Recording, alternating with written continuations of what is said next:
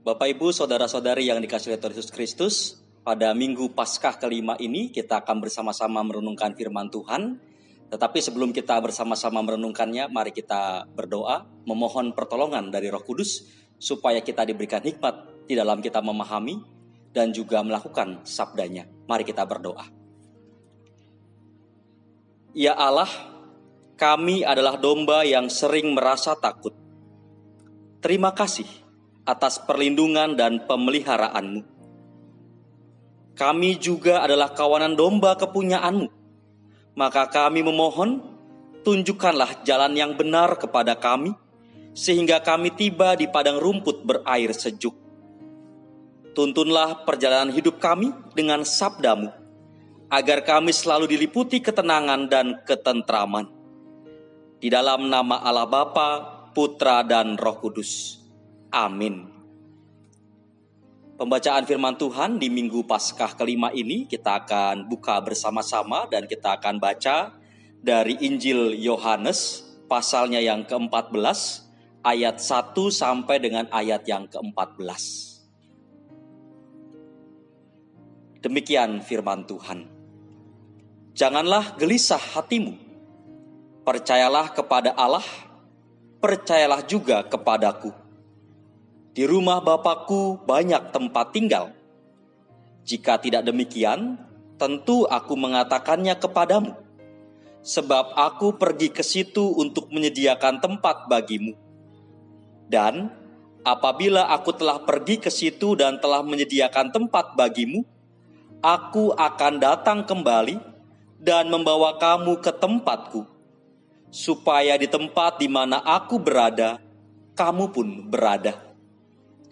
Dan kemana aku pergi, kamu tahu jalan ke situ. Kata Thomas kepadanya, Tuhan, kami tidak tahu kemana engkau pergi. Jadi, bagaimana kami tahu jalan ke situ? Kata Yesus kepadanya, Akulah jalan dan kebenaran dan hidup. Tidak ada seorang pun yang datang kepada Bapa kalau tidak melalui aku. Sekiranya kamu mengenal aku, pasti kamu juga mengenal Bapa-Ku. Sekarang ini, kamu mengenal Dia dan kamu telah melihat Dia. Kata Filipus kepadanya, Tuhan, tunjukkanlah Bapa itu kepada kami. Itu sudah cukup bagi kami. Kata Yesus kepadanya, telah sekian lama aku bersama-sama kamu, Filipus, namun engkau tidak mengenal aku. Barang siapa telah melihat aku, ia telah melihat Bapa. Bagaimana engkau berkata, tunjukkanlah Bapa itu kepada kami? Tidak percayakah engkau bahwa aku di dalam Bapa dan Bapa di dalam aku? Apa yang aku katakan kepadamu, tidak aku katakan dari diriku sendiri, tetapi Bapa yang diam di dalam aku, dialah yang melakukan pekerjaannya. Percayalah kepadaku, bahwa aku di dalam Bapa dan Bapa di dalam aku. Atau setidak-tidaknya, percayalah karena pekerjaan-pekerjaan itu sendiri. Aku berkata kepadamu, sesungguhnya, barang siapa percaya kepadaku, ia akan melakukan juga pekerjaan-pekerjaan yang aku lakukan, bahkan pekerjaan-pekerjaan yang lebih besar daripada itu.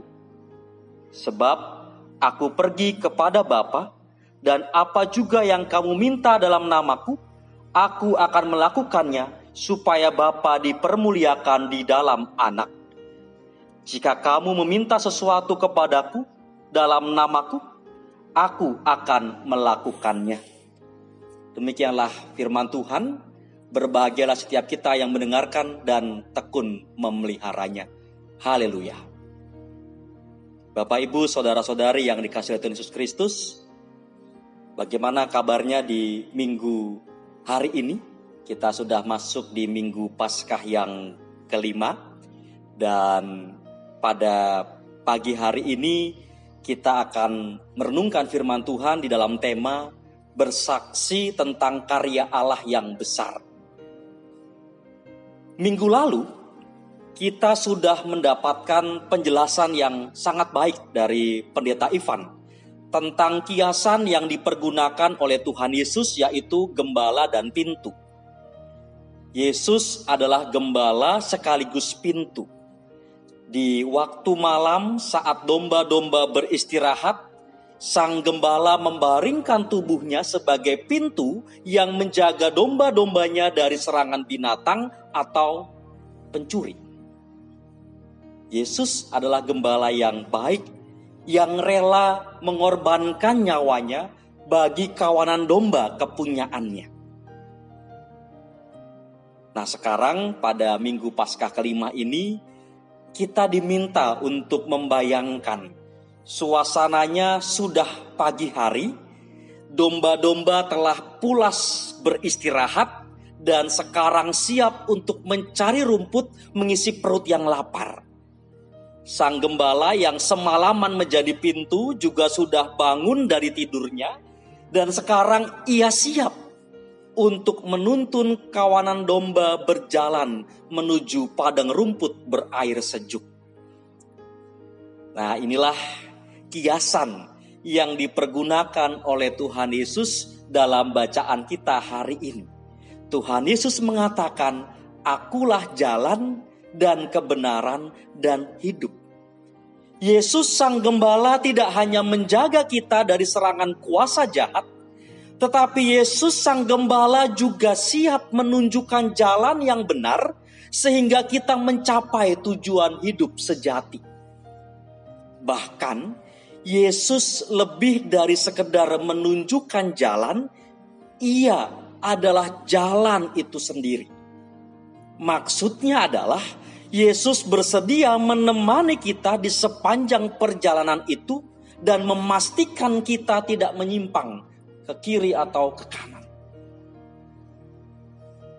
Pintu adalah titik awal kita melakukan perjalanan. Dan di luar sana ada begitu banyak jalan yang penuh dengan bahaya. Ada jalan-jalan yang kelihatannya serupa tetapi sebenarnya tak sama. Kita bisa keblasuk dan kesasar.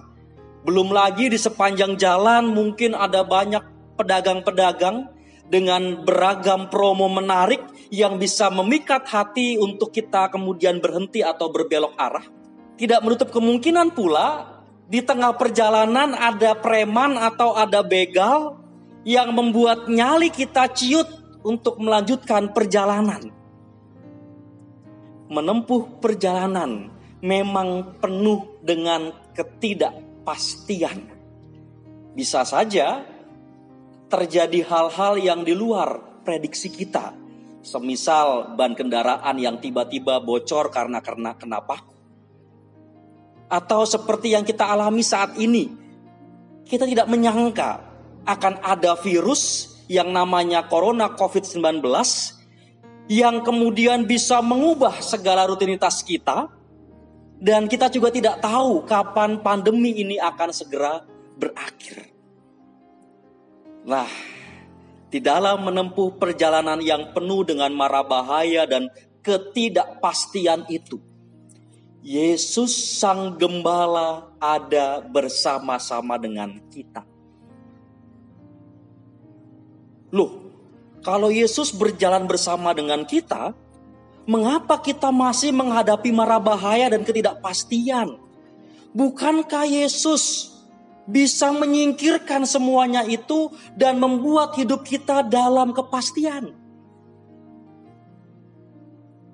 Bapak, Ibu, Saudara-saudari kasih Tuhan, pertanyaan serupa diajukan oleh Thomas dan juga Filipus. Mereka bingung dengan jalan yang hendak Yesus tunjukkan sehingga akhirnya menuntut tanda yang bisa memberi kepastian. Kalau sudah ada tanda-tanda kepastian, barulah bisa percaya. Kalau sudah ada tanda-tanda yang menunjukkan kemantapan, baru kemudian kita bisa percaya. Situasinya agak mirip seperti pemuda-pemudi yang sedang melakukan PDKT atau pendekatan. Kalau sepertinya ada tanda-tanda bisa lanjut ke tahap pacaran, barulah kemudian berani menyatakan cinta. Lalu setelah pacaran, kalau ada tanda-tanda kecocokan, kemantapan, barulah percaya bahwa sang kekasih adalah jodoh pasangan yang Tuhan sediakan, lalu menikah. Atau situasi yang agak mirip lainnya adalah saat kita beli barang online. Nah, ini di masa PSBB kayak begini kayaknya makin rajin belanja online gitu kan. Bagaimana kita bisa memastikan bahwa si penjual itu adalah terpercaya? Biasanya ada tanda-tanda yang bisa memberi kita kepastian. Seperti ratingnya atau ulasan dari pembeli yang lainnya bagus, atau ya ini bisa dipercayalah begitu. Atau juga harganya standar, gak terlalu murah-murah banget begitu. Misalnya ada iPhone harganya 1 juta lah, kita kan mungkin berpikir ini beneran atau bohongan begitu. Kalau harga standar, tidak kebangetan murahnya, ratingnya bagus, ulasannya juga bagus, baru kemudian kita percaya untuk membeli barang di lapak online tersebut. Dari pengalaman sehari-hari, kita bergerak dari tanda yang memberi kepastian kepada percaya. Ada tanda-tanda yang memberikan kepastian, membuat kita kemudian percaya. Kalau tidak ada tanda yang memberi kepastian, maka kita juga tidak usah percaya, atau bisa saja kita anggap itu hanya PHP atau memberi harapan palsu. Gerak kita adalah menuju kepastian dan kemantapan. Akan tetapi pertanyaannya, apakah memang di dunia ini ada yang benar-benar pasti dan mantap? Bukankah dunia selalu bergerak dalam perubahan? Musim berganti, air tawar mengalir dari pegunungan menuju lautan jadi air asin. Orang-orang datang dan pergi, cuaca berubah, daun-daun tetap tumbuh kayak lagunya Slank. Dari pengamatan sehari-hari, kita dapat melihat bahwa gerak dunia selalu mendatangkan perubahan. Lantas, bagaimana kita dapat menempuh perjalanan hidup di dunia ini? Kita ingin bergerak dalam kepastian, sementara dunia bergerak dalam perubahan. Nah, disinilah sesungguhnya asiknya berjalan bersama dengan Yesus. Yesus mengajarkan kita untuk menerima hukum alam bahwa dunia memang selalu berubah, tetapi sekaligus mengajarkan kita untuk menerima Allah sebagai kepastian. Justru karena dunia penuh ketidakpastian, maka kita bisa percaya bahwa hanya ada satu kepastian, yaitu Allah.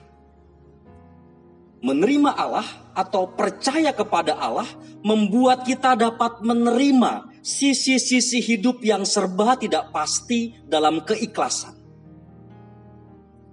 Hal ini kemudian dikiaskan dengan rumah.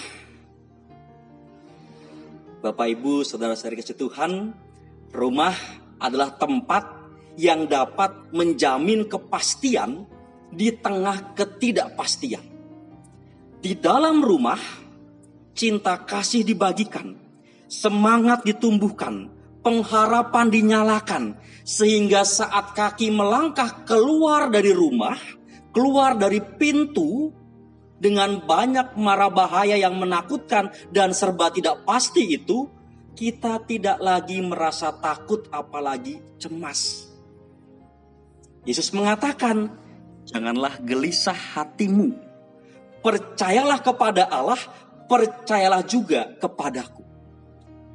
Allah adalah kepastian di tengah segala ketidakpastian. Yesus menuntun dan berjalan bersama-sama dengan kita, sehingga arah kita benar dan pasti benar dan menuju pada kehidupan. Akulah jalan dan kebenaran dan hidup.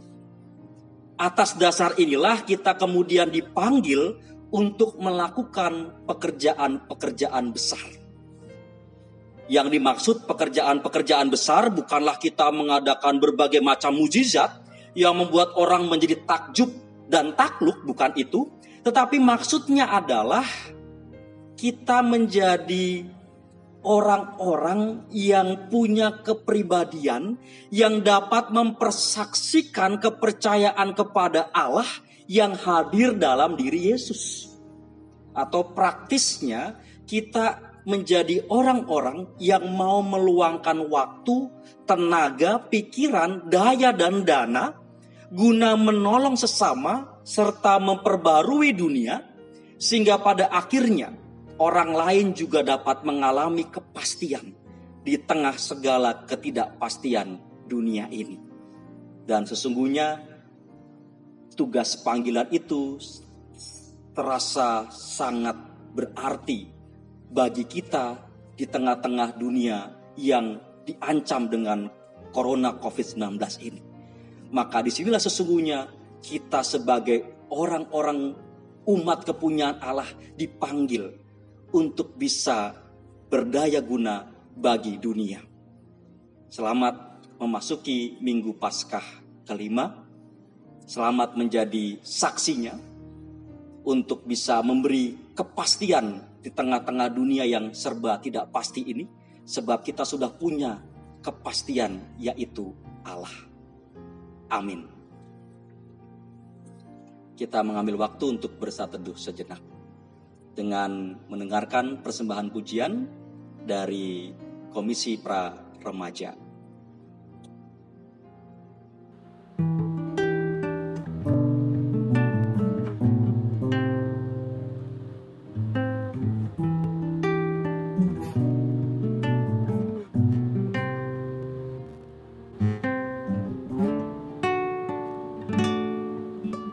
Syukur untuk setiap rencanamu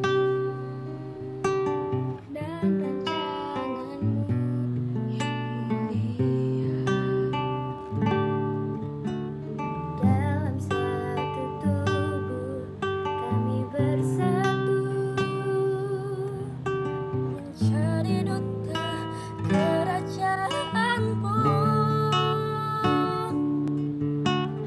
Ucapkan berkat atas Indonesia, biar kemuliaan Tuhan akan nyata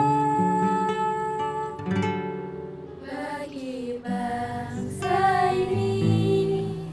Kami berdiri dan membawa doa kami kepadamu. Sesuatu yang besar pasti terjadi dan mengubahkan negeri kami. Hanya namamu Tuhan ditinggikan atas seluruh bumi.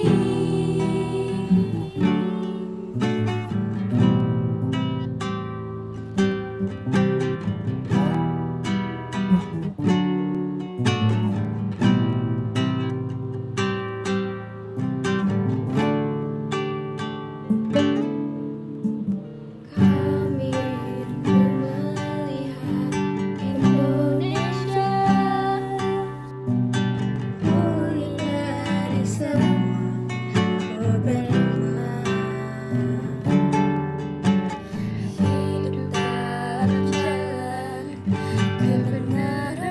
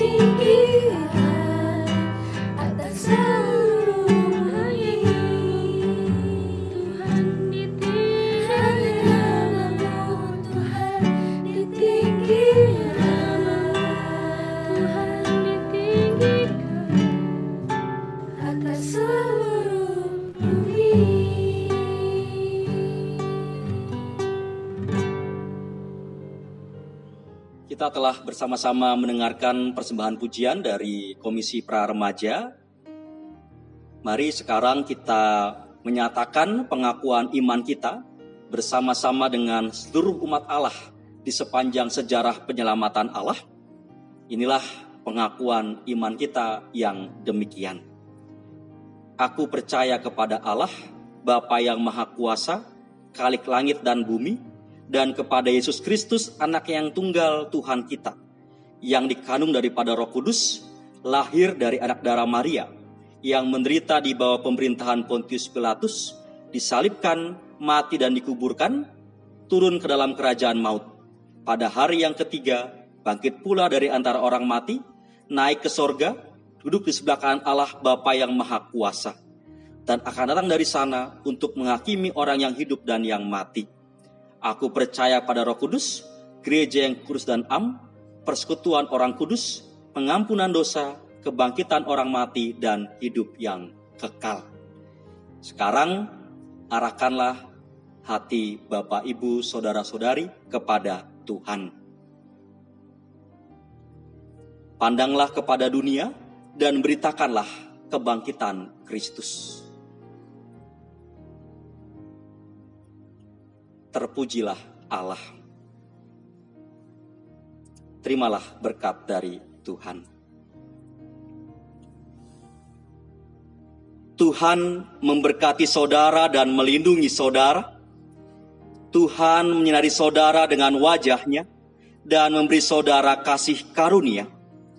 Tuhan menghadapkan wajah-Nya kepada saudara dan memberi saudara damai sejahtera. Amin. Kita akhiri ibadah Minggu Paskah kelima ini dengan bersama-sama kita menaikkan pujian Maju Laskar Kristus.